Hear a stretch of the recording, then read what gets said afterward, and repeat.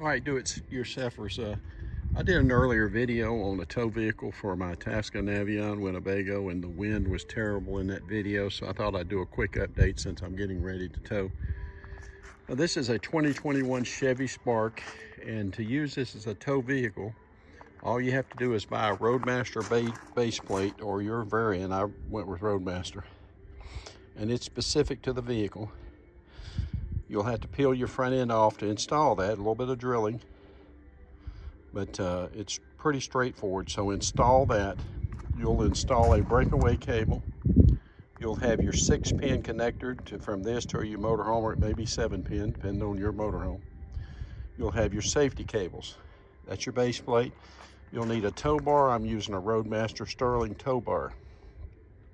Because this is a Winnebago Itasca Navion, I did have to buy a bright light kit from Roadmaster and do a little bit of wiring here because the Winnebago uses separate brake and tail lights, and I needed those combined in order to use it with my vehicle.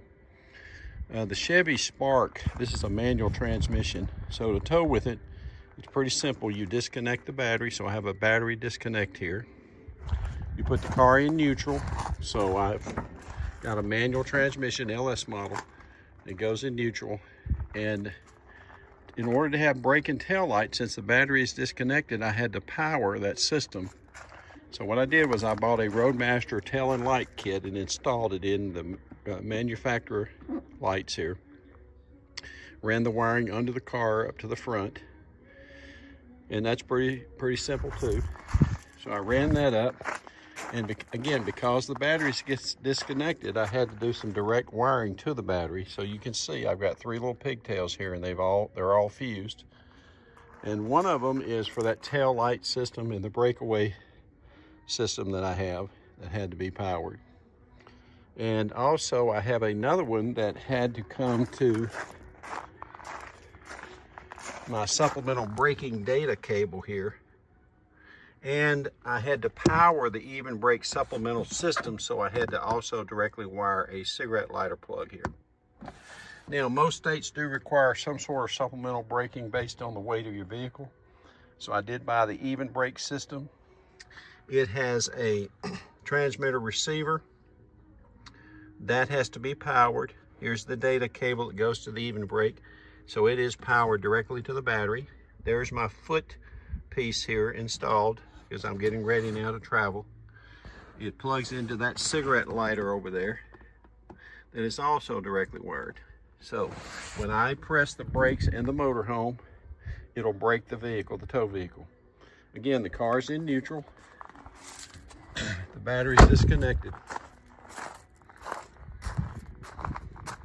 And there's my direct wires again. Now, into the motorhome, let me show you this real quick.